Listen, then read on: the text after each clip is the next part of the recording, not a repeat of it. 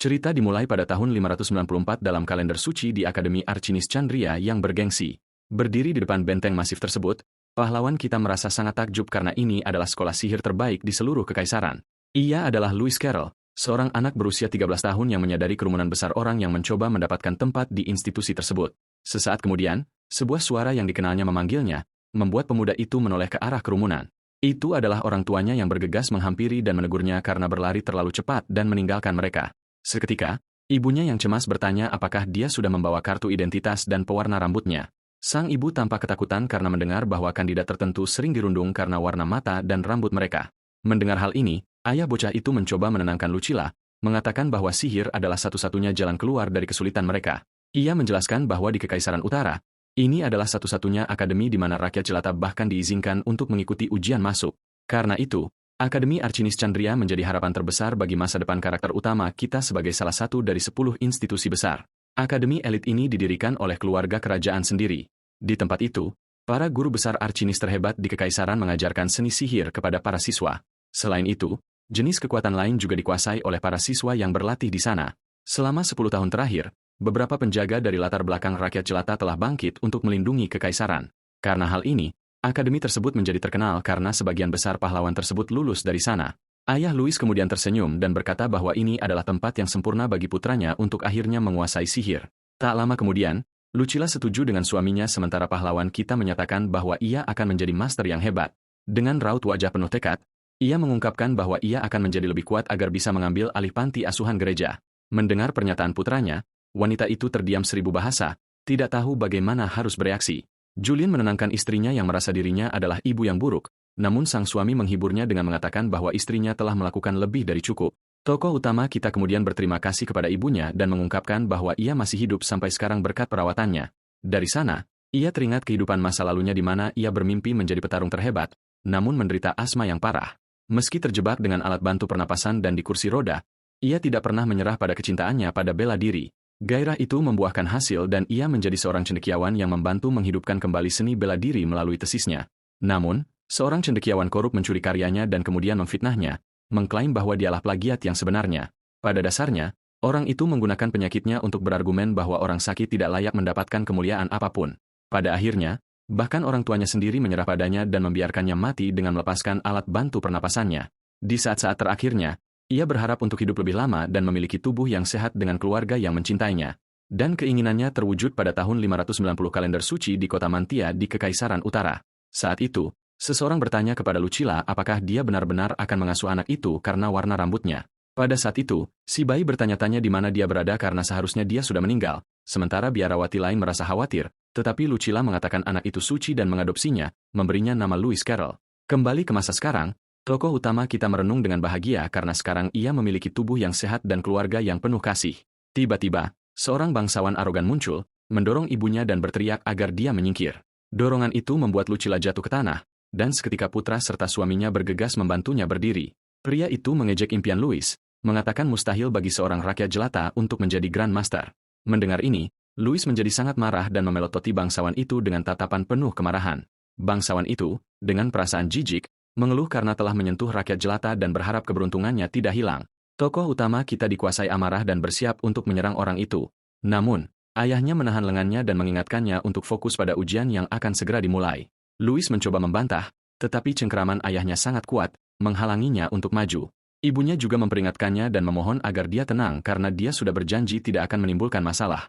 Mendengar permohonan orang tuanya, dia pun tenang meskipun merasa enggan. Dengan itu, dia meminta maaf kepada Lucilla, yang menenangkannya dengan usapan lembut di kepalanya. Para bangsawan itu pergi begitu saja, menganggap situasi tersebut merusak suasana, dan menuju tempat pengambilan nomor. Saat itu, kerumunan orang terbelah saat seorang pemuda terpandang tiba di lokasi, menarik perhatian semua orang. Ia adalah Kane Oranka, pewaris keluarga Oranka yang berpengaruh, yang bersinar seperti bangsawan sejati. Lewis Carroll memelototi bangsawan yang mengganggunya dengan penuh kebencian dan bersumpah mereka akan berurusan dengannya nanti. Setelah itu, dia menoleh ke ibunya yang cemas dan meyakinkannya bahwa dia akan berhasil dan lulus ujian. Dari kejauhan, Chain mendengar pernyataan Louis saat ia berteriak bahwa ia akan menjadi seorang Grand Master. Dengan itu, ia berkata akan menguasai sihir dan membuktikan kemampuannya sementara para bangsawan hanya menertawakannya. Ia kemudian menuju tempat evaluasi dengan penuh tekad karena dalam kehidupan ini, ia bersumpah akan menjadi yang terkuat dari semuanya. Semua ini dilakukan agar ia bisa melindungi apa yang paling berharga baginya, yaitu keluarga barunya yang tercinta. Orang tuanya memperhatikannya dengan cemas karena dari 20.000 pelamar, hanya sekitar 30 orang yang diterima.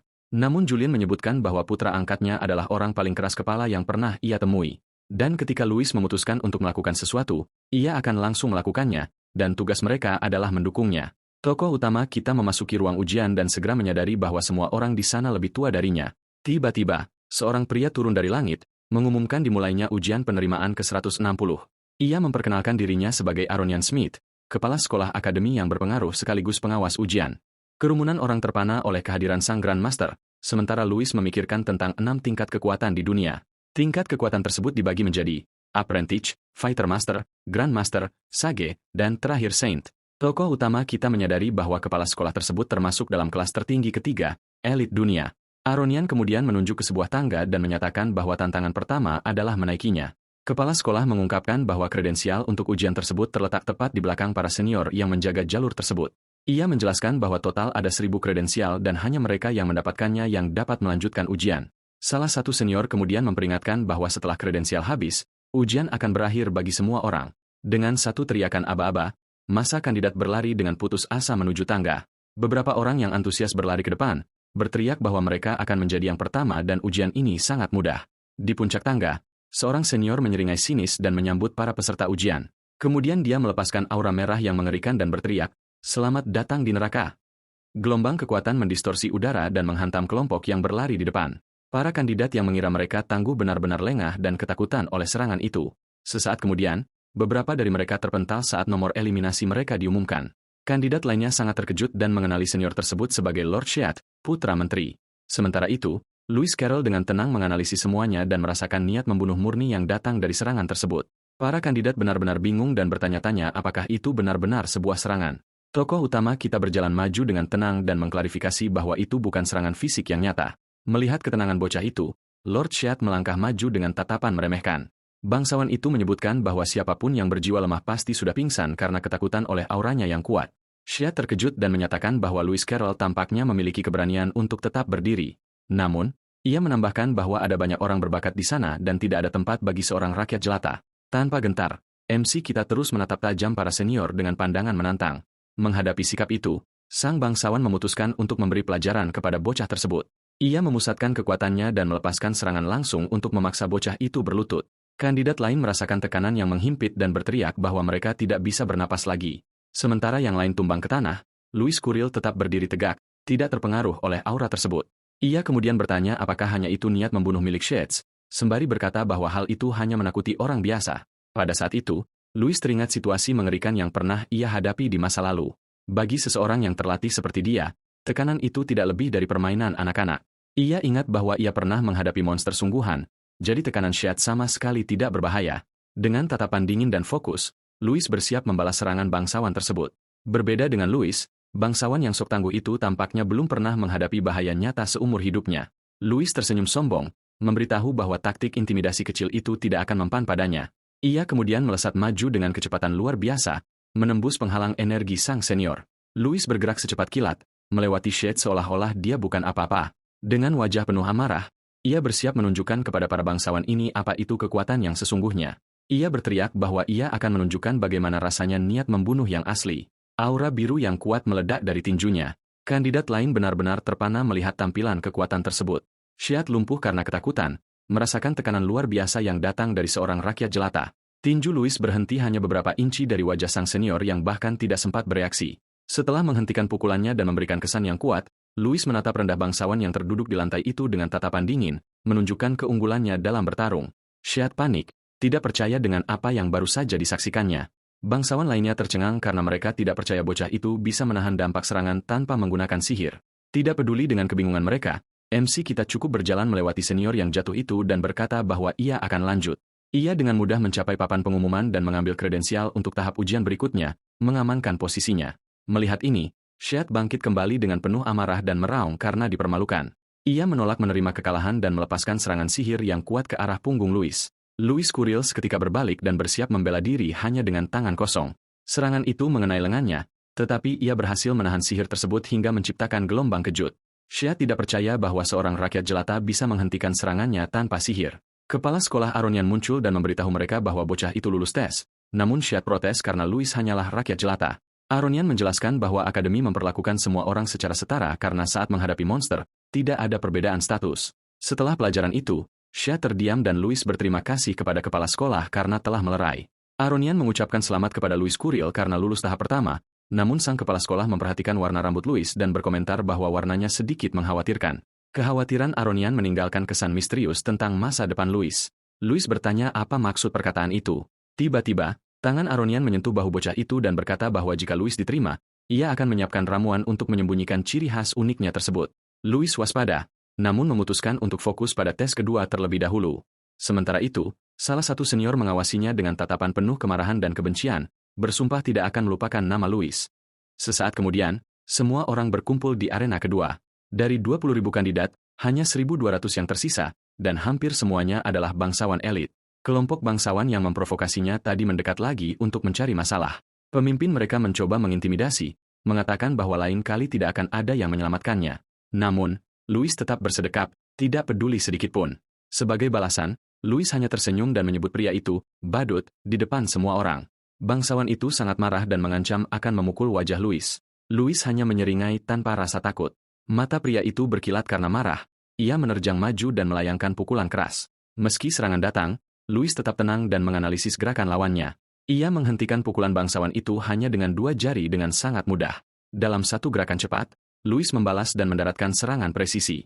Bangsawan itu panik karena tubuhnya tidak bisa digerakkan sama sekali. Louis mengungkapkan bahwa ia menggunakan teknik bela diri untuk melumpuhkan meridian pria itu. Dampak pukulan tersebut membuat sang bangsawan terpental melintasi arena. Teman-temannya berteriak panik. Bangsawan itu tergeletak kesakitan dan mengaku tidak bisa merasakan lengannya, lalu menuduh Louis menggunakan racun. Louis mendekat dan menjelaskan bahwa itu bukan racun, melainkan seni bela diri. Ia berkata ia menahan diri atas permintaan ibunya, tetapi kesabarannya ada batasnya. Ia menegaskan bahwa hanya mereka yang siap dipukullah yang boleh melayangkan pukulan. Tiba-tiba, sebuah tangan memegang pergelangan tangannya. Itu adalah Chain Oranka yang mengingatkannya bahwa mereka sedang di tengah ujian penting dan bertanya apakah Louis tidak keberatan jika didiskualifikasi karena berkelahi. Bangsawan lain berteriak agar Chain tidak ikut campur, tetapi Chain memelototi mereka dan menyuruh mereka mundur karena mereka tahu betul siapa yang mereka hadapi. Menghadapi ancaman pewaris keluarga Oranka, para bangsawan itu pergi dengan geram.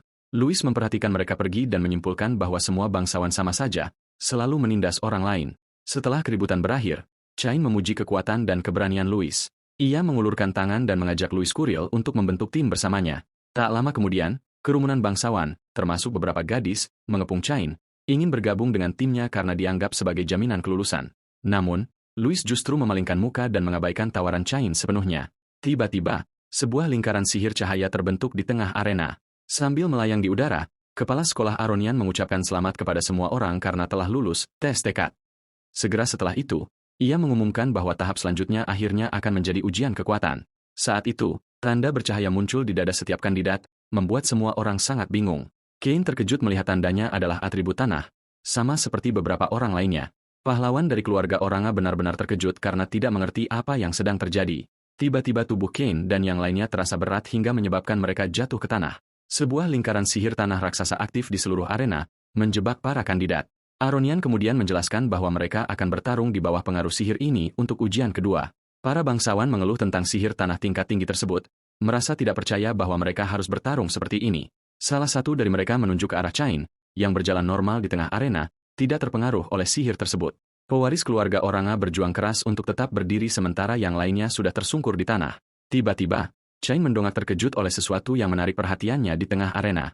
Ternyata itu adalah karakter utama, MC. Kita yang sedang berlari menaiki dinding arena seolah-olah gravitasi tidak ada.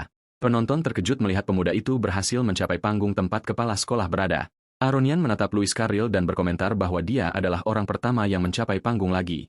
Para kandidat mengenali pemuda itu dari tes pertama dan merasakan tekanan kuat yang terpancar darinya. Chain nyaris tidak bisa berdiri meski telah menjalani 3 tahun pelatihan tingkat master, dan ia merasa tekanan itu sangat hebat. Aronian kemudian mengumumkan bahwa hanya kandidat yang masih berdiri yang dapat mengikuti tes berikutnya.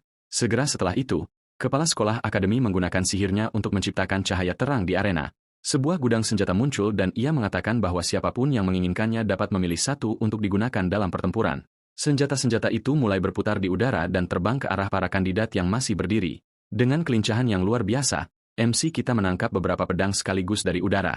Ia memilih satu pedang dan menghadapi dua bangsawan yang memperingatkannya bahwa siapapun yang meninggalkan panggung akan didiskualifikasi. Dari ketinggian panggung, kepala sekolah Aronian mengumumkan bahwa ujian akhirnya akan dimulai. Dengan jentikan jari, ia memberi perintah agar slime-slime yang dipenjara dilepaskan ke arena. Pada saat itu, semua senjata yang dipegang para kandidat lenyap begitu saja ke udara. Mereka benar-benar bingung dan bertanya-tanya apa yang dimaksud dengan slime yang dipenjara itu. Namun, MC kita merasakan sesuatu yang aneh dan cepat-cepat mendongak menyadari bahaya. Tepat setelah itu, beberapa bola energi biru mulai jatuh dari langit dengan kecepatan tinggi. Bola-bola tersebut menghantam lantai arena dan berpencar, membuat para kandidat sangat bingung. Sedikit demi sedikit, makhluk-makhluk itu menampakkan diri sebagai slime dan mereka menyadari bahwa inilah tesnya. Peraturan muncul menunjukkan bahwa menangkis bernilai 1 poin, menghindar bernilai 2 poin, dan mengalahkan bernilai 5 poin.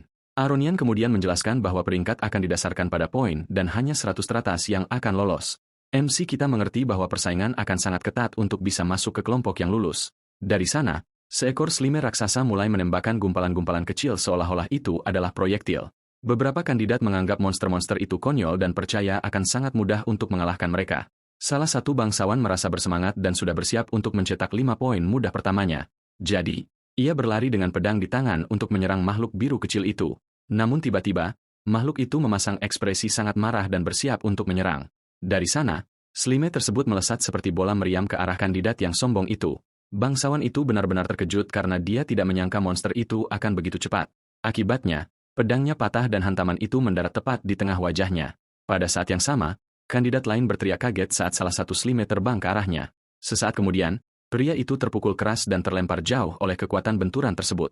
Peserta lainnya panik saat melihat kekuatan sebenarnya dari makhluk-makhluk kecil itu. Salah satu dari mereka berteriak agar semua orang berhati-hati karena lebih banyak slime yang terus berjatuhan dari langit. Akibatnya, beberapa kandidat terkena serangan dan jatuh ke tanah tanpa pertahanan. Arena berubah menjadi kekacauan total dengan monster yang menyerang dari segala sisi tanpa henti. Selagi pertarungan berlangsung, para penilai mencatat skor setiap peserta. Seorang wanita memberitahu Aronian bahwa tuan muda dari keluarga Oranka dan Durahan ada dalam ujian tersebut. Karena itu, ia percaya rekor poin baru bisa dipecahkan tahun ini. Namun penilai lain berkomentar bahwa ada juga rakyat jelata yang luar biasa seperti pemuda yang ia bantu. Aronian tersenyum dan berkata bahwa Louis Carril menarik dan mungkin akan mengejutkan semua orang dalam tes ini. Tetapi penilai itu memperhatikan bahwa untuk saat ini MC kita hanya menonton pertarungan. Ia berkomentar bahwa pemuda itu tidak bergerak sedikitpun sejak tes dimulai. Seorang kandidat bertanya-tanya apa yang dia lakukan dan berpikir bahwa slime-slime itu terlalu cepat. Dengan itu, mereka mengejeknya, mengatakan bahwa seorang rakyat jelata akan segera tereliminasi dari kompetisi. Tiba-tiba, seekor slime raksasa menyerang dengan kecepatan sangat tinggi ke arah pahlawan kita. Makhluk itu mendekat dengan cepat, siap untuk menghantamnya secara langsung, tetapi MC kita tetap tenang dan menghadapi monster itu dengan tatapan bosan.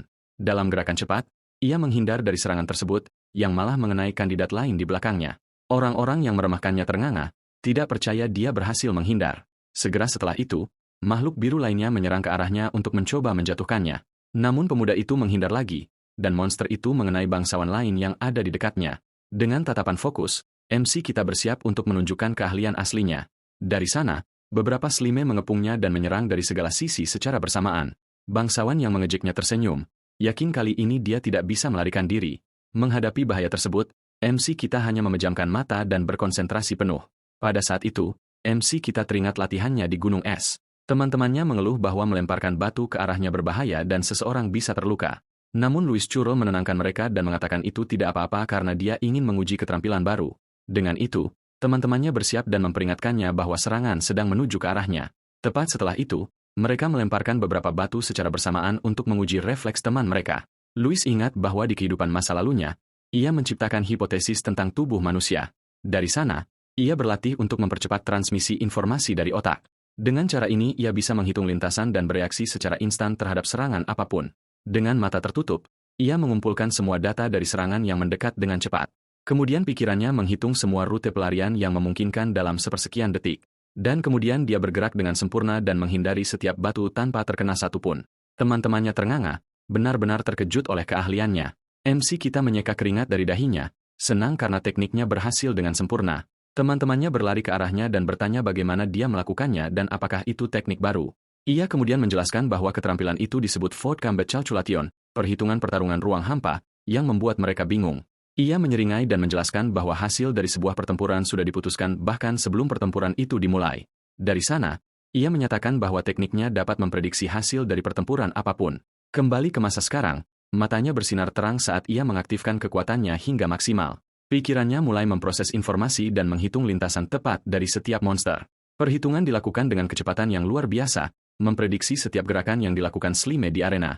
Dengan itu, keempat monster mengepungnya dan menyerang dari segala sisi sekaligus. MC kita menyadari bahwa Slime-Slime itu cepat, tetapi hanya bisa menyerang dalam garis lurus. Jadi, yang harus dia lakukan hanyalah menghitung sudut pantulan dan memprediksi semua jalur mereka. Dengan rencana yang sudah matang, ia mulai bergerak dengan kelincahan yang mengesankan di sekitar arena. Dengan cara ini, pemuda itu menghindar dari serangan dengan mudah tanpa terkena satu pun dari mereka. Dengan 4 kali menghindar, ia mengamankan 8 poin dan bersiap untuk fase berikutnya dari rencananya. Segera setelah itu, ia meraih pedangnya dan menyalurkan energi biru yang sangat terang ke dalamnya. Dengan senjata di tangan, karakter utama, MC, kita menyatakan bahwa sekarang adalah gilirannya untuk menyerang monster-monster tersebut. Ia kemudian menggunakan teknik seni bela dirinya dan meluncurkan tebasan pedang yang kuat ke arah para Slime. Kane, yang sedang menonton dari kejauhan, benar-benar terkejut dengan pemandangan yang baru saja ia lihat. Para penguji terpaku dan bertanya-tanya apakah pemuda itu baru saja membaca pergerakan para Slime. Penguji lainnya membenarkan hal itu dan mengatakan bahwa persepsi bocah itu setara dengan seorang petarung sejati. Melihat ini, Kane menyadari bahwa dia adalah jenis petarung yang spesial dan memutuskan bahwa dia harus bekerja sama dengannya. Tiba-tiba, MC merasakan sesuatu yang aneh mendekat dan menolehkan kepalanya ke samping. Itu adalah Slime lain yang datang ke arahnya, dan ia bersiap untuk mencetak beberapa poin lagi. Dengan itu, ia menggunakan tekniknya dan menyiapkan tusukan pedang untuk mendapatkan 5 poin. Namun pada detik terakhir, bilah pedang lain menusuk makhluk di depannya, mencuri poinnya. Louis Kuril menjadi sangat marah dan memelototi bangsawan itu, bertanya apakah dia mencuri mangsanya dengan sengaja. Karanka hanya tersenyum dan membenarkan bahwa dia memang melakukannya tanpa menunjukkan rasa malu sedikitpun. Dia kemudian mengatakan bahwa dia tidak mencuri dari pahlawan kita dan mengayunkan pedangnya dengan cepat. Dengan gerakan yang presisi, pewaris keluarga itu membelah makhluk tersebut dengan sempurna menjadi 2. Sementara itu, kandidat lainnya terus berjuang mati-matian untuk mencetak poin. Bangsawan itu kemudian menunjuk ke arah petarung lain dan mengatakan bahwa sebenarnya dialah yang mencuri poin mereka. Segera setelah itu, ia memperkenalkan dirinya sebagai Kane dan mengajak sang pemuda untuk mencuri poin bersama-sama. Namun MC kita hanya menatapnya dengan ekspresi bosan, tidak terkesan oleh tawaran tersebut. Chain menjelaskan bahwa dia hanya ingin peringkat yang bagus dan mengusulkan kompetisi untuk melihat siapa yang bisa mencetak poin lebih banyak. Dengan tatapan menantang, dia meminta MC kita untuk menunjukkan kekuatan penuhnya sekarang juga. Louis Charil tersenyum percaya diri dan menerima tantangan bangsawan itu tanpa rasa takut sedikitpun. Dari sana, ia mencengkeram pedangnya dengan kuat dan bersiap untuk kompetisi poin, tetapi pemuda itu menaikkan taruhannya dan mengatakan bahwa yang kalah harus melakukan apapun yang diperintahkan oleh pemenang. Bangsawan yang sebelumnya mempermalukan MC kita tersenyum licik, menyetujui rencana tersebut. Tepat saat itu, seekor Slime terbang ke arah para pemanah yang sudah bersiap untuk menyerang. Sesaat kemudian, pemimpin kelompok memberikan perintah, dan mereka mengarahkan busur mereka ke kedua pemuda itu. Sementara itu, mereka berdua bertarung berdampingan, saling melindungi satu sama lain dari serangan Slime di arena. MC kita memblokir salah satu monster dengan pedangnya, melindungi Chain dari serangan. Tiba-tiba, hujan panah terbang ke arah mereka, mengejutkan pasangan itu. Panah-panah tersebut menghantam tanah dan menyebabkan ledakan besar yang menimbulkan banyak debu. Chain benar-benar terkejut karena Louis melindunginya dan menerima kekuatan penuh dari serangan itu. Pemanah bangsawan itu tersenyum licik dan merayakannya karena dia yakin telah mengenai sasarannya. Tetapi MC kita hanya memberikan seringai kecil, tidak menunjukkan kekhawatiran sama sekali tentang serangan itu. Melihat ini, sang pemanah sangat terkejut, tidak mengerti apa yang baru saja terjadi. Debu pun menyingkir, memperlihatkan Louis Kuril yang menangkap panah-panah tersebut hanya dengan tangan kosong. Para bangsawan terperangah dan heran bagaimana dia bisa bereaksi begitu cepat. Kane menghampiri dan bertanya apakah dia baik-baik saja, sambil menyebut orang-orang itu sampah karena bermain kotor. Pemimpin pemanah itu geram mendengar penghinaan tersebut dan menyuruh anak buahnya untuk membidik sang pewaris. Dari sana, ia menggunakan sebuah teknik dan menyiapkan panah ganda dengan aura gelap dan kuat. Dengan itu, 2 panah terbang dengan kecepatan tinggi ke arah pewaris keluarga Oranka. Kane mencemos serangan itu dan menggunakan pedangnya untuk menangkis panah-panah tersebut dengan sangat mudah, tetapi dia tidak menyadari bahwa panah dengan aura jahat itu tersembunyi tepat di belakang panah lainnya. Tiba-tiba, sang pewaris merasakan ancaman tersebut dan berbalik, terkejut oleh bahaya yang sebenarnya. Sesaat kemudian, suara serangan bergema di seluruh arena saat darah terpercik kemana-mana. Chain terkejut karena MC kita melompat ke depan dan menghentikan panah itu dengan tangannya. Chain melihat tangan bocah itu yang terluka, tetapi Louis mengatakan bahwa dialah target sebenarnya bagi mereka. Bagaimanapun, para penguji berkomentar bahwa serangan itu jahat dan salah satu dari mereka menyarankan untuk mendiskualifikasi para pemanah, tetapi Aronian mengatakan tidak perlu karena mereka akan kalah juga pada akhirnya, dan menyuruh mereka untuk menyiapkan ramuan penyembuh. Kembali ke arena, MC kita berbalik dan memastikan apakah nama bangsawan itu benar-benar Chain. Sambil tersenyum, Louis Carroll memegang pedangnya seperti pemukul kayu dan bertanya apakah dia pernah mendengar tentang baseball. Segera setelah itu, salah satu Slimet terbang ke arah mereka, dan pemuda itu bersiap untuk memukul makhluk itu menjauh. Dari sana, pikirannya menghitung semua fisika di balik ayunan tersebut untuk membuat serangan yang sempurna. Matanya bersinar dengan energi biru saat dia memfokuskan seluruh kekuatannya ke dalam pukulan yang sempurna. Dan kemudian, dia memukul makhluk itu dengan pedangnya menggunakan teknik bisbol yang dia ciptakan sendiri. Monster biru itu meluncur dengan kekuatan penuh, terlihat seperti bola meriam yang sangat kuat. Proyektil itu terbang lurus ke arah kelompok pemanah yang ketakutan melihat apa yang mereka saksikan. Dengan itu, Slimet tersebut menghantam tepat ke arah pemimpin kelompok dengan kekuatan yang sangat menghancurkan. Dampaknya begitu kuat sehingga bangsawan itu terpental melintasi seluruh arena tempur. Tergeletak di tanah, nomor 438 resmi didiskualifikasi dari ujian.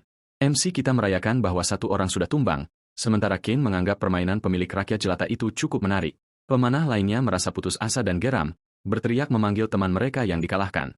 Salah satu pemanah teralihkan perhatiannya dan bertanya-tanya kemana MC kita pergi di tengah arena. Tiba-tiba, Louis Curil muncul di udara dan menggunakan Slime lain untuk menyerang orang itu dari atas secara mengejutkan. Dia kemudian berteriak bahwa ini adalah nomor 2 dan memukul makhluk itu dengan pedangnya, mengirimnya jatuh ke tanah. Karena hal ini, monster biru itu menghantam tepat di wajah pemanah kedua dalam kelompok bangsawan tersebut.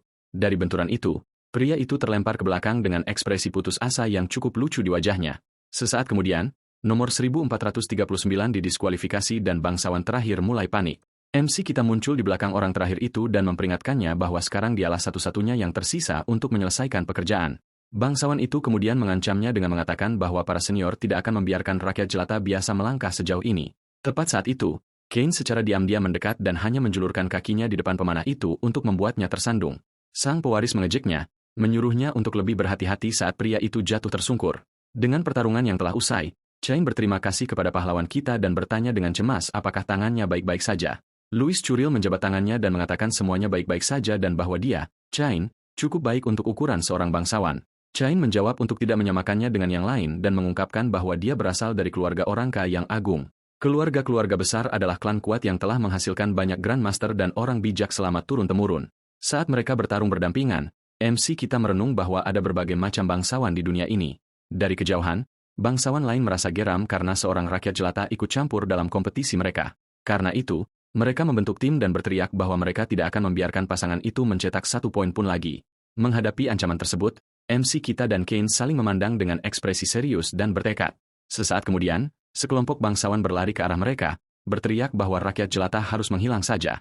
Pada saat yang sama, kandidat lain menyadari bahwa Chain adalah targetnya dan memutuskan untuk membantu sang pewaris. Dengan itu, perkelahian besar pun pecah dengan para pendukung Kane menyerang bangsawan lainnya. Arena berubah menjadi kekacauan total, dan MC kita memperingatkan Chain untuk waspada terhadap serangan-serangan tersebut. Dari kejauhan, seorang gadis dan seorang penyihir kecil menyaksikan kegaduhan itu, menganggap semuanya sangat menarik. Mendengar itu, gadis bernama Liliana berlari ke dalam pertarungan untuk membuat para bangsawan menyesal. MC kita menyadari bahwa ia telah menjadi target banyak orang, dan hal ini akan memperumit keadaan. Tiba-tiba, beberapa Slime muncul entah dari mana, dan dia harus menghindar dari serangan makhluk tersebut. Sementara itu, penyihir kecil memanfaatkan kekacauan tersebut untuk menjegal salah satu bangsawan. Tak lama kemudian, Miliana menggunakan senjatanya dan melancarkan pukulan kuat yang membuat beberapa orang terpental. Di saat yang sama, seorang pria berambut merah dengan palu raksasa menghancurkan lawan-lawannya dengan satu ayunan. Dengan senyum di wajahnya, pria itu tertawa dan berkata, "Pertarungan ini luar biasa dan sangat menyenangkan." Pria berambut merah itu berkomentar bahwa memukul orang jauh lebih menyenangkan daripada kelihatannya. Dia menambahkan bahwa itu jauh lebih baik daripada sekadar memukul Slime. Dari sana, pria itu mengayunkan palunya dengan sekuat tenaga, mempersiapkan serangan area of effect. Dengan teriakan perang, dia memperingatkan semua orang untuk menyingkir dari jalannya. Serangan berputarnya menghantam beberapa kandidat dan melemparkan mereka jauh dengan kekuatan yang sangat besar. Sesaat kemudian, dia menghentikan serangannya dan mengamati kerusakan besar yang dia timbulkan di arena. Tanah dipenuhi dengan bangsawan yang berjatuhan setelah pukulan kuat dari palu raksasa tersebut. Salah satu evaluator bertanya kepada Ceronian apakah mereka tidak sebaiknya menghentikan perkelahian massal itu, tetapi evaluator lain khawatir semua bangsawan akan berakhir didiskualifikasi. Sang kepala sekolah mengatakan bahwa tempat itu memiliki aturannya sendiri dan opini publik tidaklah penting. Tiba-tiba, sebuah pilar cahaya besar muncul di tengah arena, menarik perhatian semua orang. Melayang di udara, Aronian menyatakan bahwa ujian kedua akhirnya telah berakhir. Dia kemudian mengumumkan bahwa hasil dan skor bagi mereka yang lulus akan diungkapkan nanti. Sihir tanah menghilang dan beberapa kandidat ambruk ke tanah, benar-benar kelelahan karena ujian tersebut. Mereka yang terluka diinstruksikan untuk meminum ramuan penyembuh, healing potion, untuk memulihkan energi dan menyembuhkan diri. MC kita memegang ramuan penyembuh itu dan terkesan oleh kekuatan misterius yang dipancarkannya. Dia berpikir bahwa ramuan yang paling dasar sekalipun berharga 3 koin perak, dan itu terlalu mahal baginya. Chain datang dan menyuruhnya santai karena dia tidak akan mengejeknya meskipun dia memenangkan taruhan yang mereka buat. Sesaat kemudian, Aronian mengumumkan bahwa hasil ujian kedua akhirnya akan diungkapkan kepada semua orang.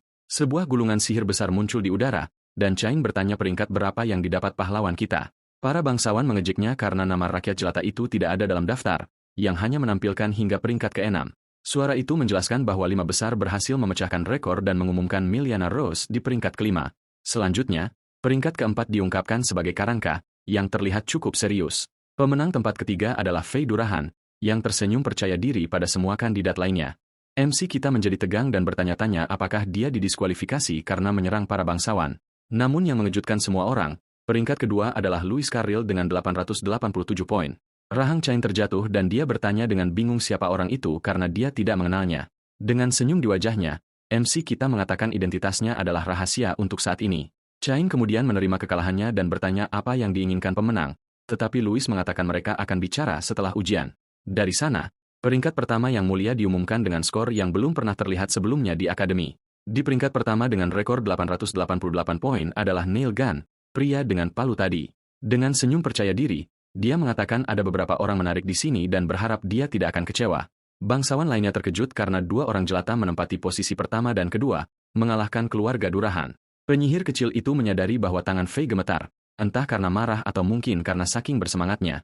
Faye kemudian menatap sang pemenang dengan tatapan menantang dan berkata dia ingin sekali melawannya suatu hari nanti. Sementara itu, sekelompok bangsawan merasa kesal karena kalah dari rakyat jelata biasa dalam kompetisi tersebut. Pemimpin mereka menjadi murka dan menyebut yang lain sebagai aib bagi seluruh kaum bangsawan. Para evaluator berkomentar bahwa ini adalah pertama kalinya rakyat jelata dari panti asuhan menempati 2 posisi teratas.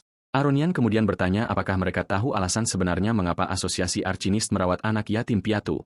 Dia menjelaskan bahwa kekuatan sejati seseorang tidak ada hubungannya dengan kelas sosial. Dengan berakhirnya ujian kedua, kepala sekolah menyuruh semua yang lulus untuk menuju ke lokasi ujian berikutnya. Chain berkomentar bahwa Louis hampir mendapatkan peringkat pertama dan bertanya-tanya mana dari kedua rakyat jelata itu yang lebih kuat. Kelompok itu tiba di tempat latihan ketiga, sebuah hutan lebat untuk tantangan terakhir seleksi. Tiba-tiba, Aronian muncul di udara dan mengumumkan bahwa ujian akhir adalah Battle Royale Emblem. Segera setelah itu, dia menjelaskan bahwa dia akan membagikan emblem dan memindahkan semua orang secara teleportasi ke lokasi acak. Emblem-emblem itu melayang ke arah para kandidat saat Aronian menjelaskan bahwa tujuannya adalah untuk mengambil sebanyak mungkin emblem. Dengan tatapan serius, dia memperingatkan bahwa siapapun yang kehilangan emblem mereka akan langsung didiskualifikasi. Mendengar itu, Chain memperingatkan MC bahwa kandidat dengan peringkat tertinggi akan menjadi target empuk di dalam hutan. MC mengerti bahwa peringkat tersebut diumumkan secara khusus untuk menciptakan situasi perburuan ini. Kepala sekolah kemudian tersenyum dan menyuruh semua orang untuk memamerkan keterampilan mereka dan bertahan hidup sampai akhir. Setelah diteleportasi ke dalam hutan, Louis bertekad karena penerimaannya tinggal 1 langkah lagi. Sesaat kemudian, sebuah suara memanggilnya, rakyat jelata, membuat pahlawan kita menoleh ke belakang dengan terkejut. Itu adalah seorang pria kasar bertubuh besar dengan kapak yang menuduhnya telah mempermalukan semua bangsawan selama ujian. Tanpa gentar, MC menatap pria itu dengan tatapan dingin, tidak menunjukkan rasa takut sedikitpun. Para bangsawan mengepung pemuda itu dan mengejeknya, mengatakan bahwa Chain tidak ada di sekitar untuk melindunginya lagi. Dengan itu, pahlawan kita melihat sekeliling dan menyadari bahwa dia telah berjalan ke dalam jebakan yang direncanakan dengan sangat baik, yang memperburuk keadaan. Seorang pemanah membidikan busur silang ke arahnya dari atas bukit. MC kemudian menyadari bahwa lokasinya telah dibocorkan oleh tim teleportasi. Bosan berbicara, si pria kasar menyerbu ke depan dengan kapaknya untuk menghabisi pemuda itu sekali dan untuk selamanya. Pria itu mengayunkan kapaknya dengan pukulan yang kuat, tetapi Louis Carril menghindar dengan kelincahan yang luar biasa. 2 bangsawan lainnya dengan tombak menyerang MC dari belakang, berteriak bahwa dia tidak akan bisa melarikan diri, tetapi Louis melompat melewati tombak-tombak itu, menghindari serangan dengan mudah. Tiba-tiba, sebatang anak panah sihir hijau melesat melewatinya, mengejutkan pemuda itu. Dengan gerakan cepat, dia berputar di udara dan berhasil menangkis anak panah itu dengan pedangnya. Dia kemudian mendarat di tanah dan bertanya-tanya serangan sihir apa itu yang muncul entah dari mana. Si pria kasar berteriak padanya untuk menyerah saja karena dia akan menemui ajalnya di sini, di hutan. Dari sana, keempat bangsawan menyerang pada saat yang sama, tetapi pahlawan kita membela diri dengan sangat mahir. Segera setelah itu, anak panah sihir lainnya terbang ke arahnya di tengah kekacauan pertempuran. MC merasa kesal karena dia menyadari serangan sihir itu datang lagi untuk mengganggunya. Dengan itu, dia berbalik dan menangkis anak panah itu sekali lagi dengan pedangnya tanpa kesulitan. Salah satu pria mengejeknya dan mengungkapkan bahwa anak panah itu sebenarnya adalah sihir angin dari tombaknya. Dia kemudian menyerbu ke depan dan melancarkan serangan langsung dengan tombaknya untuk mengenai pemuda itu. Namun MC kita menghindar lagi dan bangsawan itu menjadi marah karena dia tidak bisa mendaratkan satu serangan pun. Pemuda itu merasa frustrasi karena tekniknya tidak dapat menghitung lintasan serangan sihir. Jadi dia menarik napas dalam-dalam dan memikirkan rencana baru untuk menangani situasi tersebut. Dari sana, dia memutuskan untuk menggunakan teknik Senosen untuk menyerang balik bahkan sebelum musuh bergerak. Dengan pemikiran itu, dia bersiap untuk menggunakan kekuatan lawannya sendiri melawan mereka. Salah satu bangsawan menjadi tidak sabar dengan keterlambatan tersebut dan berteriak agar semua orang menyerang sekaligus. Sesaat kemudian, ketiga pria itu menyerbu dengan kecepatan penuh ke arah MC kita tanpa ragu-ragu, tetapi MC kita hanya menyeringai karena dia sudah menduga serangan gabungan dari para bangsawan ini. Dia kemudian bergerak maju pada waktu yang tepat untuk mengeksekusi rencana serangan baliknya dengan presisi yang tinggi. Si pria kasar merayakannya, berpikir bahwa dia akhirnya berhasil menyudutkan pemuda itu dengan serangannya yang kuat, tetapi kapak itu hanya menyerempetnya saat pahlawan kita menghindar di bawahnya dengan kelincahan yang luar biasa. Dengan pedangnya, dia mengalihkan jalur kapak tersebut, menggunakan gagang senjatanya sebagai pengungkit. Karena hal ini, si pria kasar kehilangan keseimbangan dan kapaknya terbang ke arah salah satu temannya. Senjata itu menghantam tepat ke salah satu bangsawan sementara MC kita menendang yang lainnya dengan kekuatan penuh. Pria pemegang kapak itu kemudian jatuh menimpa si pemanah sementara Louis membela diri dari bangsawan terakhir. Tiba-tiba, bangsawan dengan tombak itu memanjat pohon dan menembakkan anak panah sihir angin lainnya. MC kita menyadari bahwa orang itu menggunakan tombaknya untuk menciptakan serangan sihir. Dalam gerakan cepat, dia menggunakan bangsawan itu sebagai perisai untuk memblokir anak panah sihir yang mendekat. Dengan bangsawan tersebut sebagai perisai, serangan itu menghantamnya tepat sasaran, dan dia mengambil tombak yang jatuh ke tanah. Dari sana, MC kita mencengkram senjata itu dengan kuat dan membidik bangsawan yang ada di atas pohon. Dengan seluruh kekuatannya, dia berputar dan melemparkan tombak itu seolah-olah itu adalah rudal sungguhan. Tombak itu terbang dengan kekuatan penuh dan menghantam pohon itu tepat sasaran, menjatuhkan bangsawan itu karena benturannya. Tiba-tiba, energi biru membekukan tanah dan menarik semua emblem ke arahnya. Dengan itu, emblem-emblem bangsawan yang terjatuh terbang langsung ke tangan pahlawan kita. MC kita kemudian menangkap emblem-emblem tersebut dan memegangnya erat-erat di tangannya. Dengan senyum kemenangan, dia mengumumkan bahwa dia akan mengambil semua emblem kelompok itu. Pemimpin kelompok itu bangkit dengan marah dan menyuruh pemanah untuk menggunakan sihir dengan kekuatan penuh. Tiba-tiba, sebuah suara bertanya apakah dia sedang berbicara dengannya, dan kita melihat bahwa itu adalah Karangka. Pemanah yang berada di pohon tadi jatuh keras ke tanah, benar-benar pingsan oleh pukulan itu. Duduk di dahan pohon, Chain, Karangka, mengejek bangsawan itu dan mengatakan dia tidak bisa menggunakan sihirnya lagi. Pemimpin kelompok itu panik, tidak percaya bahwa Chain berhasil lolos dari jebakan. Chain kemudian mengungkapkan bahwa dia membuat orang-orang itu membocorkan rencananya dan bahwa mereka meremehkan keluarga Orangka. Dengan rencananya yang hancur, bangsawan itu mengamuk dalam kemarahan dan berjanji untuk menghabisi mereka berdua di sana. Namun tiba-tiba sebuah baut busur silang mengenai bangsawan itu tepat sasaran, menjatuhkannya untuk selamanya. Chain mendarat di samping Louis yang mengeluh tentang kebisingan tersebut tetapi merasa lega karena dia baik-baik saja. Si rambut pirang merah itu mengatakan bahwa mereka lemah dan MC kita menawarkan emblem yang dia ambil. Chain menawarkan bantuan untuk penyergapan di masa depan tetapi Louis menolak, mengatakan bahwa dia akan menanganinya sendiri. Tiba-tiba Fei Durahan muncul sambil bertepuk tangan dan memuji sikap pahlawan kita. Dengan tatapan menantang, gadis itu mendekat dan menuntut agar salah satu dari mereka melawannya. MC mengenalnya sebagai Fei, putri kuat dari seorang Grandmaster. Louis kemudian bertanya apakah dia teman Chain, tetapi si rambut pirang itu dengan marah membantah tuduhan tersebut. Dia mengaku bahwa dia pernah melawannya sebelumnya, tetapi kalah karena dia lengah, dan pahlawan kita mengolok-oloknya.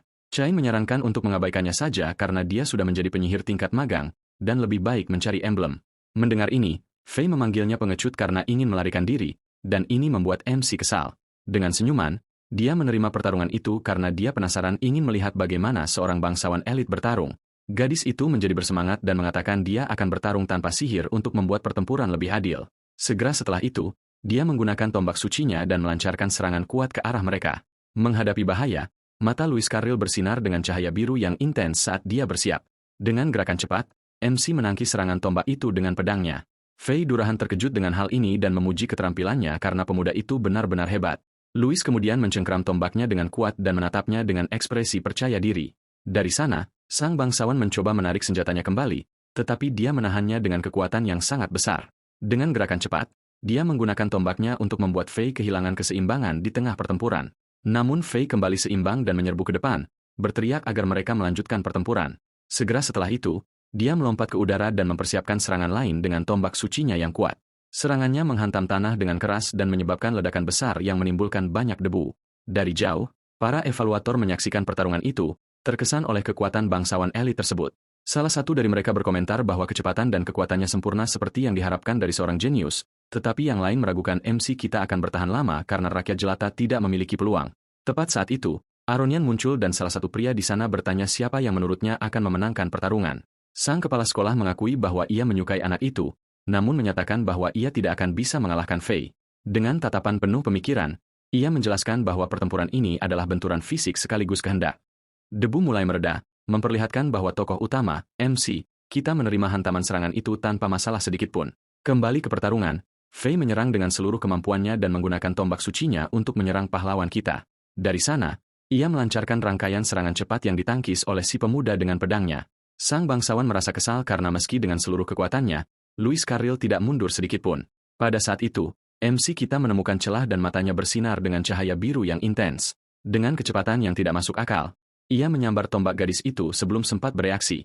Menggunakan daya ungkit, ia membanting Fei melewati tubuhnya, benar-benar membalikan keadaan. Segera setelah itu, si pemuda memutar pergelangan tangan Fei dengan keras, membuat sang bangsawan menjatuhkan senjatanya ke tanah. Kehilangan senjata, Fei murka dan menatap MC kita dengan pandangan penuh kebencian atas penghinaan tersebut. Namun dalam gerakan cepat, ia menyergap sang MC dan membantingnya melewati bahu, memamerkan kekuatan fisiknya yang luar biasa. MC kita mendarat dengan tangkas dan melemparkan beberapa cakram logam ke arah lawannya. Gadis itu terkesan dan mengatakan bahwa bahkan Herr Chane pun tidak berhasil menghindari semua serangannya. Sambil tersenyum, Louis Carril menjawab bahwa itu tidak sulit jika dia lebih memperhatikan. Dari sana, Fei mengambil kembali tombaknya dan menyelimutinya dengan api, menantang pemuda itu sekali lagi. Sesaat kemudian, ia menghantamkan senjatanya ke tanah dengan kekuatan penuh, memicu ledakan api yang dahsyat di arena. Dengan itu, sang bangsawan melompat dan menggunakan teknik Sacred Spear Crescent Fall untuk mengakhiri pertempuran selamanya. MC kita menganalisis pertarungan tersebut dan memikirkan berbagai teknik yang bisa dilakukan sebuah tombak. Ia merenung bahwa kombinasi jangkauan dan serangan membuat senjata itu cukup berbahaya. Namun di saat yang sama, ia tahu bahwa tombak juga memiliki beberapa kelemahan fatal untuk dieksploitasi. Dengan itu, Fei memutar senjatanya dengan cepat, menciptakan penghalang defensif terhadap gerak maju si pemuda. Pahlawan kita menyadari bahwa kerentanan terbesarnya adalah pertempuran jarak dekat. Jadi, ia hanya perlu menghitung waktu yang tepat untuk memperpendek jarak sekali dan untuk selamanya. Dengan rencana yang sudah matang, ia menggunakan sword dance dan melancarkan serangan balik yang kuat. Fei tersenyum percaya diri dan berkata bahwa ia sudah tahu persis apa rencana asli pahlawan kita. Sesaat kemudian, ia menghindar dan memperingatkan bahwa taktik itu tidak akan mempan padanya. Dengan langkah cepat, sang bangsawan menggunakan gagang tombaknya sebagai tumpuan untuk mengubah posisinya di udara. Dengan cara ini, ia mulai berputar dengan senjatanya dan menciptakan pusaran kekuatan sejati di arena. MC kita terkejut karena tidak menyangka Fei mampu menyerang balik secepat itu. Gadis itu berteriak bahwa tombak suci keluarga Durahan tidak memiliki kelemahan. Dari sana, serangan energi yang kuat melesat ke arah si pemuda dengan kekuatan penuh tanpa ampun. Dari kejauhan, para penguji berkomentar bahwa bakat sang bangsawan melampaui murid biasa. Menghadapi serangan itu, MC berkata bahwa itu sangat disayangkan dan bersiap menggunakan ilmu pedangnya. Ia menggunakan sword net dan menciptakan penghalang energi biru untuk membela diri. Pemuda itu berpikir bahwa kelemahan lain dari tombak adalah konsumsi energinya yang tinggi. Jika ia bertahan dengan baik, sebuah celah pasti akan muncul, namun pedangnya mulai retak di bawah tekanan serangan tersebut. Fei melanjutkan serangan kuatnya dengan tatapan percaya diri, tidak mundur sedikitpun. Pada saat itu, mata Louis bersinar saat ia berkonsentrasi dan akhirnya menemukan celah. Ia kemudian melompat ke tengah serangan dan mengarahkan pedangnya ke pusat tombak Fei. Namun karena benturan tersebut, ujung pedangnya hancur di tengah adu senjata. Segera setelah itu, potongan bilah yang patah jatuh keras ke lantai hutan yang lebat. MC kita terkejut karena ia tidak menyangka senjatanya akan patah semudah itu. Melihat ini, Fei memperhatikannya dengan ekspresi serius, namun juga sedikit terkesan. Gadis itu memuji si pemuda dan bertanya apakah ia akan menyerang balik jika pedangnya tidak patah. Louis membenarkannya dan meratapi nasib buruknya di saat yang sangat penting. Fei menuduhnya menahan diri, tetapi ia mengatakan bahwa itu adalah kebiasaannya untuk mengobservasi sebelum bertarung serius. Dengan senyum percaya diri, MC memperingatkan bahwa sekarang ia akan bertarung dengan segala yang ia punya. Fei berkomentar bahwa senjatanya sudah hancur total dan tidak berguna untuk bertarung.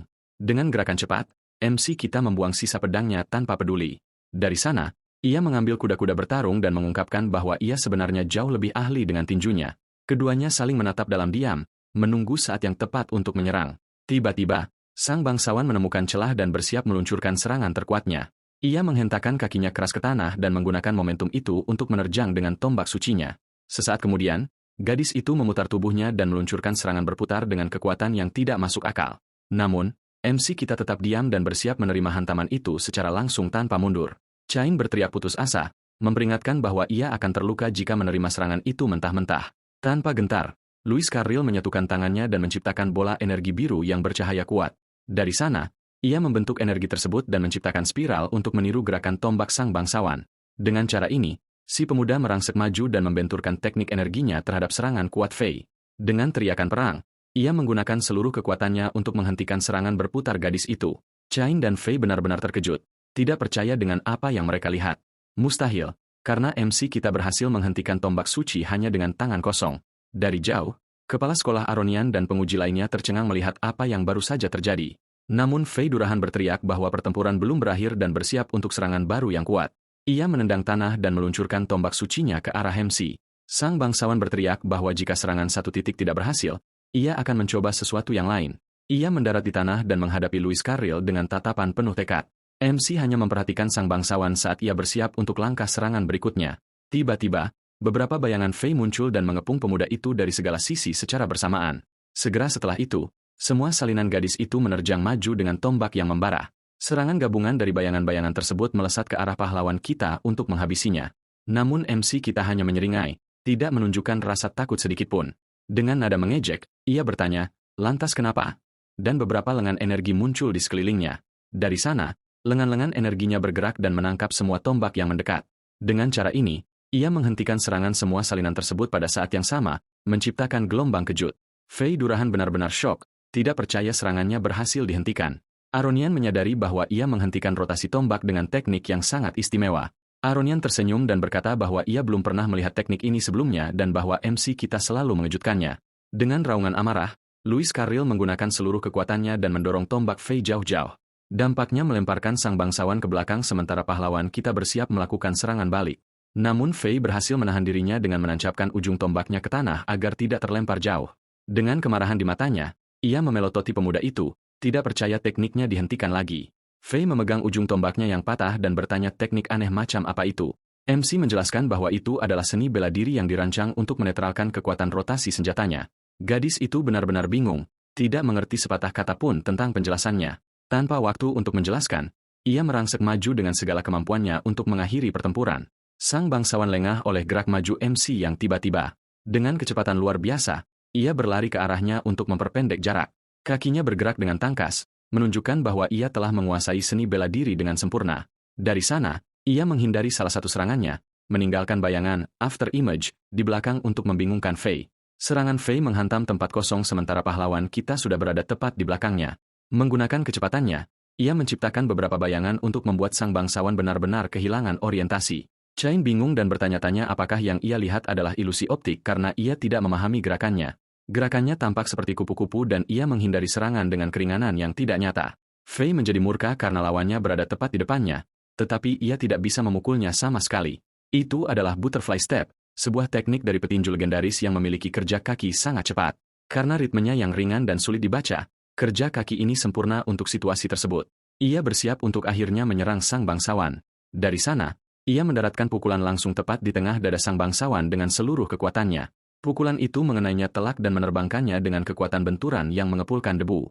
Mulut Chain menganga, tidak percaya ia berhasil membuat Fei terpental seperti itu. Kepala sekolah Aronian memperhatikan adegan itu dengan tatapan serius, karena ia tidak mengharapkan hasil seperti itu. Para penguji berkomentar bahwa hanya sedikit yang bisa mengalahkan Fei tanpa menggunakan sihir dan bertanya-tanya apakah pemuda itu mungkin seorang jenius sejati dalam pertarungan tangan kosong. Namun Fei bangkit dan berkata bahwa ini belum berakhir karena ia berasal dari keluarga Durahan dan tidak akan menyerah. MC kita menatapnya dengan ekspresi serius, menyadari bahwa Fei masih memiliki kekuatan untuk bertarung. Sebagai anggota keluarga besar, ia bersiap menggunakan seluruh kekuatannya dan melanjutkan pertempuran. Dengan aura merah, Fei berteriak bahwa tidak mungkin ia kalah semudah itu. MC kita terkejut karena Fei membuang tombaknya untuk menggunakan seni bela diri. Dari sana, sang bangsawan menerjang maju dan menyuruhnya bersiap. Melihat gerak maju gadis itu, Louis Carril bersiap menggunakan teknik Wing Chun yang terkenal. Ia kemudian menggunakan gerakan Pak Sao untuk mencegat pukulannya dengan energi biru cerah, tetapi Fei meneriakkan nama tekniknya dan menggunakan Smashing Fist dengan segenap tenaga. Keduanya berbenturan keras dan dampak dari pukulan itu menciptakan gelombang kekuatan besar di hutan. MC kita menganalisis benturan itu dan mengatakan kekuatannya sangat mirip dengan One Inch Punch. Ia memuji tekniknya dan Fei menjelaskan bahwa keluarga Durahan tidak hanya bertarung dengan tombak. Dari sana, sang bangsawan menggunakan serangan ketiga dari Smashing Fist-nya dan meluncurkan rentetan pukulan. Dengan senyum percaya diri, MC menerima tantangan itu dan bersiap menggunakan seni tinju. Maka, keduanya saling bertukar rangkaian pukulan cepat dalam pertempuran keterampilan murni. Mata sang MC bersinar kegirangan karena bertarung melawan lawan yang kuat adalah impian hidupnya. Benar-benar hanyut dalam pertarungan, jantungnya berdetak semakin kuat setiap detiknya. Matanya bersinar dengan cahaya merah yang intens, menunjukkan haus pertempuran yang luar biasa. Dengan senyum mengerikan dan aura iblis, MC kita berteriak bahwa mereka akan bersenang-senang lagi. Menghadapi itu, Fei menjadi bingung dan bertanya-tanya energi aneh apa yang baru saja dilepaskan. Aura merah iblis muncul di belakangnya dengan tampilan yang menakutkan dan sangat kuat. Sang bangsawan benar-benar lumpuh karena ketakutan dan tubuhnya tidak bisa bergerak lagi. Dengan itu, MC kita menginjak wajahnya, menekannya ke tanah dengan mudah. Sesaat kemudian, ia menendangnya dengan keras dan membuatnya terpental jauh dengan kekuatan tendangannya yang dahsyat. Dari kejauhan, kepala sekolah Aronian terkejut dan bertanya-tanya energi apa yang baru saja ia rasakan. Sang bangsawan terbang melewati hutan dan menghantam tanah dengan keras setelah terkena tendangan pemuda itu. Dari benturan itu, Chie Fen menabrak pohon dan jatuh ke tanah, benar-benar kalah dan kehabisan tenaga. Chain dan seorang bangsawan lainnya menyaksikan kejadian itu dari jauh, sangat terkejut dengan hasil pertempuran. Bangsawan itu sangat marah karena dia tidak percaya seorang rakyat jelata biasa berhasil menyudutkan Fei yang kuat. Tiba-tiba, salah satu bangsawan yang menonton pertarungan mulai merasakan sakit kepala yang hebat. Dari sana, pria itu muntah dan temannya bertanya dengan cemas apa yang terjadi padanya. Brian menjawab bahwa dia tidak tahu, tetapi dia merasa sangat mual dan mulai gemetar ketakutan akan sesuatu. Saat itulah, dia merasakan sensasi yang sama dan menyadari penyebabnya adalah aura sang MC kita. Bangsawan itu kesal karena rencananya gagal dan dia tidak menyangka rakyat jelata itu akan sekuat ini. Sementara itu, Brian yang sudah babak belur, berpikir bahwa jika legenda itu benar, mereka tidak boleh membiarkan MC kita hidup bagaimanapun caranya, dan sang pemuda pun maju dengan auranya. Berbaring di tanah, Fei terkejut oleh tekanan luar biasa yang datang dari pemuda di depannya. Dari sana, Louis Carril menyerang bangsawan yang terjatuh itu dengan kecepatan yang tidak masuk akal. Dengan itu, dia mendaratkan pukulan kuat tepat di tengah wajahnya, dan dia berteriak kesakitan akibat benturan tersebut.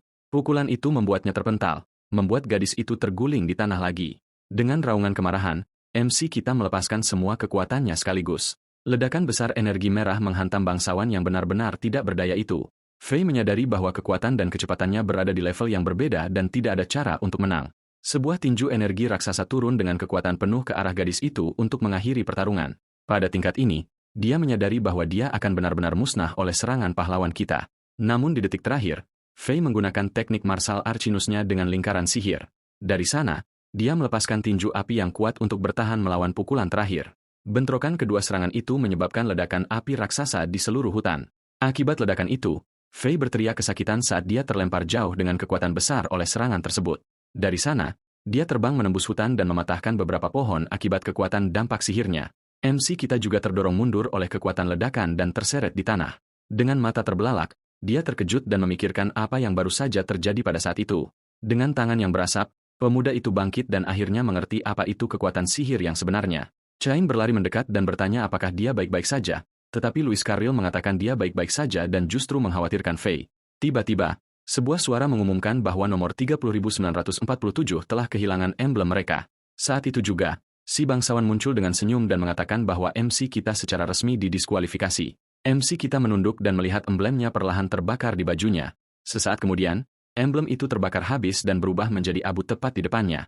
Bangsawan itu menyuruhnya pergi dari sana, tetapi Chai membelanya, mengatakan bahwa itu semua hanya kecelakaan. Dengan senyuman, pria itu berkata bahwa kepala sekolah melihat semuanya dan dia tidak seharusnya membantu rakyat jelata berbuat curang. Dia kemudian mencengkeram sang MC dan mengatakan bahwa dia mengganggu dan sampah seharusnya menghilang saja. Tetapi sambil berbaring di tanah dan terluka, Fei berteriak dan memintanya untuk menunggu sebentar sebelum melakukan apapun. Mendengar itu, si bangsawan dan Chain menoleh ke belakang, benar-benar terkejut dengan interupsinya. MC kita terkejut karena dia tidak menyangka Fei akan baik-baik saja setelah pertarungan itu. Sambil mengepulkan amarah, Fei bangkit dan menghadapi pemuda itu dengan tatapan tekad yang murni. Bangsawan itu mempertanyakannya, bertanya apakah dia mencoba melindungi si rakyat jelata dan ingin didiskualifikasi. Fei menyuruh pria itu diam dan mengatakan dia tahu bahwa emblem MC kita terbakar. Chain terkejut karena dia, Fei, meminta maaf kepada Louis karena menggunakan sihir, dan pemuda itu berkata dialah yang lepas kendali. Tetapi si bangsawan mengatakan itu tidak masalah dan dia menang karena dia membuat Fei menggunakan sihir dalam pertempuran. Bangsawan itu mencibir dan bertanya apakah dia bisa mendaftar meskipun hanya memiliki 4 emblem. Dengan gerakan cepat, gadis itu merobek sepotong pakaiannya yang berisi emblem-emblem miliknya sendiri. Dari sana, dia menyerahkan emblem-emblem tersebut kepada MC kita sebagai hadiah atas kemenangannya. Dengan itu, pemuda itu sekarang memiliki total 14 emblem, mengamankan tempatnya di akademi. Fei menjelaskan bahwa emblem Louis terbakar setelah dia mengalahkannya, dan itu harusnya menjadi catatan yang valid. Dia kemudian berbalik dan menarik perhatian Chain dengan lambaian tangan dan senyuman di wajahnya. Dengan tatapan serius, sang bangsawan, Fei, berkata dia tidak menerima orang lemah yang lolos sementara orang yang layak gagal. Dari sana, dia mengambil tombaknya dan menendang senjata itu ke udara dengan tatapan menantang. Dengan senjata di tangan, dia bertanya apa yang terjadi jika orang peringkat ke-10 memiliki 14 emblem atau lebih. Chain tersenyum dan berkata itu adalah kebetulan karena dia memikirkan hal yang sama dengan sang bangsawan. Dari sana, mereka berdua berlari pergi dan Fei mengatakan dia perlu mengumpulkan lebih banyak emblem untuk lulus ujian. MC kita melihat mereka pergi saat salah satu evaluator mendekat dari belakangnya. Sesaat kemudian, pria itu memberitahunya bahwa dia telah didiskualifikasi dan akan dikawal keluar dari lokasi. Saat pemuda itu dibawa pergi, si bangsawan, musuh, memelototinya dan berpikir bahwa ini belum benar-benar berakhir. Orang-orang berkomentar bahwa jika dia bisa mengalahkan Fei dan yang lainnya, dia pasti akan lulus, dan salah satu dari mereka merasa kesal. Dengan senyum jahat, pemimpin kelompok itu berpikir tidak akan aneh jika seorang kandidat berakhir menghilang. Mendengar itu, Brian mendorong Shiat untuk melakukan tugasnya dan berharap pahlawan kita bukan orang yang lemah. Di saat yang sama, perasaan aneh yang ditimbulkan Louis membuat semua orang bertanya-tanya tentang identitasnya. Evaluator mengatakan bahwa seni bela diri itu kuat, tetapi sendirian mereka tidak bisa menandingi kekuatan sihir. Berdiri di depan akademi, Louis Carril bermimpi untuk belajar bagaimana menggabungkan sihir dengan seni bela dirinya. Menjelang malam, dia menyadari pakaiannya robek dan khawatir tentang apa yang akan dia katakan pada ibunya. Dia kemudian berpikir bahwa jika dia mengatakan yang sebenarnya, ibunya akan khawatir dan menanyakan banyak pertanyaan. Tiba-tiba, seorang pria berjubah muncul di belakangnya dan bersiap untuk menyerangnya secara mendadak. Sesaat kemudian, pembunuh itu mengayunkan pedangnya dengan kekuatan penuh untuk mengenai pemuda itu sekaligus. Tetapi MC kita menghindar dengan mudah, dan senjata pria itu terbang jauh akibat gerakan tersebut. Dengan mata yang bersinar, sang pembunuh terkejut dan bertanya bagaimana dia menyadari kehadirannya. Louis Carroll menjelaskan bahwa bau darah adalah sesuatu yang tidak bisa dia sembunyikan. Tepat setelah itu dua pria lainnya muncul, dan pemimpinnya mencibir ketenangan MC kita. Dikelilingi oleh para pembunuh, dia menyadari orang-orang ini terampil dan dia harus bertarung dengan segala yang dia miliki. Dia kemudian menyadari ada orang keempat di pohon dan merasa bahwa dia adalah yang paling berbahaya dari kelompok itu sejauh ini. Salah satu pembunuh memanfaatkan gangguan itu dan menyerang dengan tendangan berputar yang sangat kuat. Pria itu berteriak bahwa jika dia memalingkan muka, kepalanya akan melayang karena kekuatan pukulan itu. Menghadapi bahaya, mata Louis Carril bersinar dengan cahaya biru yang intens saat dia bersiap. Dengan kecepatan luar biasa, dia menghindar dan bahkan menangkap senjata pembunuh itu di udara. Dari sana, dia mengalirkan energinya ke bilah senjata tersebut dan bersiap untuk serangan balik yang tepat. Dengan gerakan cepat, MC kita menggunakan senjata itu untuk menjatuhkan pria itu ke tanah dengan keras. Sesaat kemudian, dia menghindar dari tendangan pembunuh lain yang mencoba menangkapnya secara tiba-tiba. Tanpa membuang waktu, pemuda itu melemparkan senjatanya, mengirimnya berputar ke arah musuh lainnya di hutan. Melihat itu, pemimpin kelompok mengonfirmasi bahwa informasi tentang kemampuannya memang benar. MC kita bingung dan bertanya-tanya informasi macam apa yang mereka miliki tentang dirinya. Sang pemimpin mengakui kemampuan bertarungnya setara dengan seorang magang, apprentice, tetapi menantangnya untuk bertarung melawan sihir. Dari sana, ketiga pembunuh itu menembakkan busur silang mereka dan meluncurkan panas sihir ke arahnya. MC kita terkejut, tetapi berhasil menangkis serangan sihir menggunakan lengannya sendiri. Dia kemudian mengenali panah angin tersebut dan merasa kesal karena dia sudah pernah menghadapinya sebelumnya di hutan. Melihat ini, pemuda itu memutuskan untuk menggunakan teknik pernapasannya untuk membalikan keadaan. Dengan itu, dia menggunakan ki di tubuhnya untuk meningkatkan kekuatan fisik dan membuka kemampuan terpendamnya. Matanya bersinar dengan energi biru saat dia meningkatkan kekuatan dan kecepatannya secara eksplosif. Sang pemimpin mencibir dan menyebut cara bertarungnya tidak berguna saat mereka menembakkan lebih banyak panas sihir, tetapi MC kita menghindari panah-panah yang bersilangan di udara dengan kecepatan yang mengesankan. Salah satu dari mereka terkejut dengan kecepatannya dan bertanya-tanya kemana pemuda itu pergi di tengah pertarungan. Tepat setelah itu, pahlawan kita muncul di udara dan menghancurkan salah satu busur silang mereka dengan injakan yang kuat. Pemimpin kelompok itu benar-benar terkejut, tidak percaya dengan kecepatan serangan baliknya. Dari sana, Louis mendaratkan tendangan kuat tepat di kepala sang pemimpin, yang berteriak kesakitan. Meskipun yang lain terus menembak tanpa henti, dia mendarat di tanah dan melanjutkan pertempuran melawan mereka. Dengan itu, pemimpin pembunuh berteriak marah agar anak buahnya menghentikan MC kita. Dari sana, salah satu pria melompat ke udara dan meluncurkan tendangan kuat untuk mencoba mengenai pemuda itu. Tapi MC kita menahan serangan itu dengan lengannya, menciptakan gelombang kejut dari benturan tersebut. Akibat kekuatan pukulan itu, dia terdorong mundur dan terkejut oleh kekuatan sang pembunuh. Sesaat kemudian, dia terseret di tanah dan menyadari pria di depannya bukanlah lawan biasa. Dengan tatapan serius, MC kita bersiap untuk bertarung karena pria itu benar-benar kuat. Pembunuh misterius itu kemudian mendarat di tanah dan menatap pemuda itu dengan aura keunggulan. Saat itulah, orang-orang lainnya mengepungnya dan menyiapkan lebih banyak panah sihir untuk menyerangnya lagi, dikepung dari segala sisi. Dia terpaksa bertahan melawan serangan yang datang dari segala arah. Beberapa panah sihir mengenainya pada saat yang sama, menunjukkan betapa sulitnya situasi tersebut.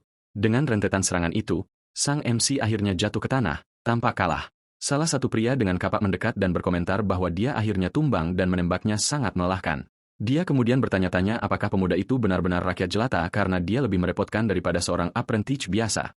Namun tiba-tiba, mata pahlawan kita bersinar dengan cahaya biru yang intens, menatap tajam ke arah pembunuh tersebut.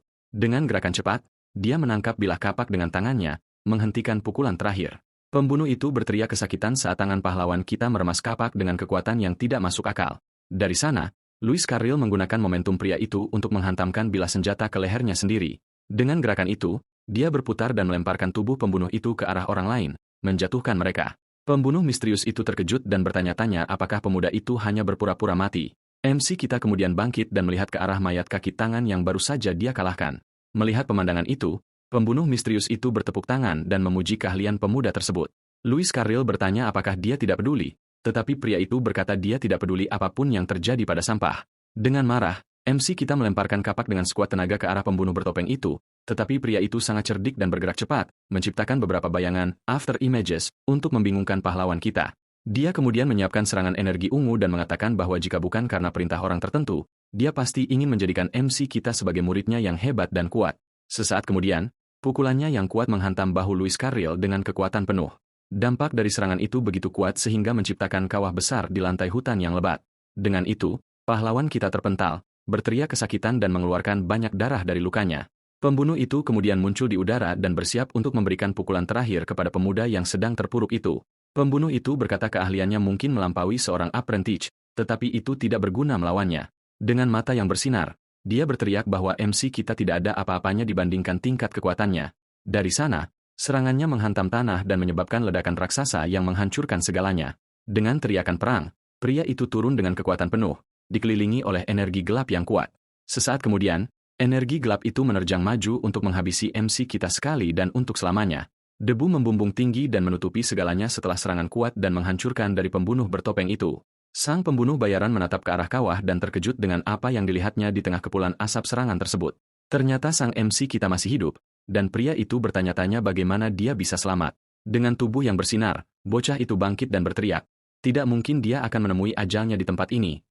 Namun sang pembunuh mengejek dan memperingatkannya bahwa semuanya sudah terlambat karena hidup pahlawan kita berakhir di sana. Dia kemudian mengatakan bahwa bahkan seorang dewi pun tidak bisa menyelamatkannya dan mulai mempersiapkan serangan terkuatnya. Menghadapi ajalnya, Louis Carril berteriak dan menggunakan teknik martial archinisnya, Celestial Hammer, palu surgawi. Serangan ungu itu turun dengan kekuatan penuh untuk menghancurkan pahlawan kita yang terkapar di kawah. Dengan wajah penuh amarah, dia berteriak bahwa dia tidak boleh mati di tempat itu lagi, apapun yang terjadi. Dari sana, dia ingat bahwa dia ingin menguasai sihir untuk melindungi keluarganya yang berharga dan tercinta. Dengan mata yang menyala merah, dia memutuskan akan mengubah takdirnya tidak peduli apa harganya. Dia kemudian melepaskan aura merah dan berteriak bahwa dia akan bertahan hidup bagaimanapun caranya. Energi merahnya kemudian berbenturan dengan palu ungu milik pembunuh itu dalam dampak yang masif. Sang pembunuh benar-benar terkejut karena dia tidak menyangka akan ada serangan balik seperti itu dari si bocah. Sesaat kemudian, ledakan cahaya emas menghancurkan hutan dengan kekuatan yang luar biasa. Ledakan api itu membubung ke langit dan menerangi seluruh malam dengan cahayanya yang intens dan terang. Terbaring di tanah, MC kita batuk-batuk hebat karena dia telah menggunakan seluruh energinya dalam serangan terakhir tersebut. Sang pembunuh merasa aneh karena palunya masih berasap setelah benturan kekuatan itu. Dia merasa seolah-olah sedang melawan lawan yang seimbang untuk pertama kalinya. Dengan itu, pria tersebut akhirnya mengerti alasan mengapa orang itu mengincar pahlawan kita. Dia kemudian mengangkat palunya dan berteriak bahwa monster itu harus dihabisi saat ini juga untuk selamanya. Tiba-tiba, sebuah suara berkata, "Cukup." Dan gelombang energi hijau menghantam tepat ke arah sang pembunuh. Energi hijau itu berputar dan melemparkan pria itu jauh dengan kekuatan yang menghancurkan. Sesaat kemudian, energi itu berubah menjadi beberapa naga hijau yang terbang menembus hutan. Sang pembunuh ketakutan dan bertanya-tanya sihir naga kuat macam apa itu.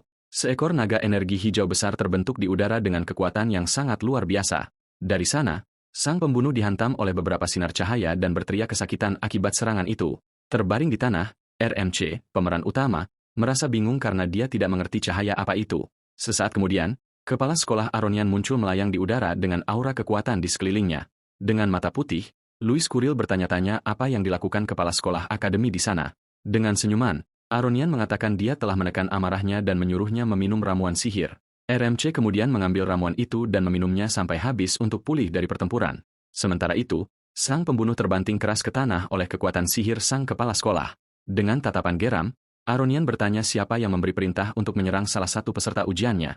Tergeletak di tanah, pria itu memanggilnya Grand Master dan memintanya untuk tidak melindungi monster itu. Mendengar hal ini, sang kepala sekolah menatapnya tajam dengan tatapan gelap dan sangat mengerikan. Namun sang pembunuh tersenyum dan mengatakan bahwa ini hanyalah awal dari rencana yang jauh lebih besar. Dari sana, tubuh pria itu meledak begitu saja, mengirimkan sisa-sisa tubuhnya beterbangan kemana-mana. Aronian bertanya-tanya apakah itu jurus bunuh diri dan apakah serikat pembunuh terlibat dalam hal ini. Saat pahlawan kita bangkit, dia terkesan karena itu adalah ramuan penyembuh tingkat tinggi. Ramuan itu sangat kuat sehingga tulang-tulangnya yang patah langsung sembuh, membuatnya bisa berdiri kembali. MC kita kemudian menghadapi Aronian dan bertanya apakah dia tidak hanya kebetulan lewat. Dengan tatapan serius, dia mempertanyakan mengapa kepala sekolah selalu muncul untuk menyelamatkannya di saat-saat terburuk. Aronian menjawab bahwa mereka akan membahas masalah itu di rumahnya, membuat bocah itu sangat terkejut. Tiba-tiba, Louis Curl panik karena ingat ibunya pasti sangat mengkhawatirkannya karena terlambat pulang. Karena itu, dia langsung berlari dengan kecepatan tinggi menembus hutan, meninggalkan kepala sekolah tanpa berpikir dua kali. Melihat bocah itu pergi, Aronian memanggil makhluk bayangan dan menyuruhnya membersihkan seluruh kekacauan dari pertempuran tersebut. Makhluk itu patuh dan mulai membersihkan kawah serta sisa-sisa pembunuh yang tertinggal di lokasi.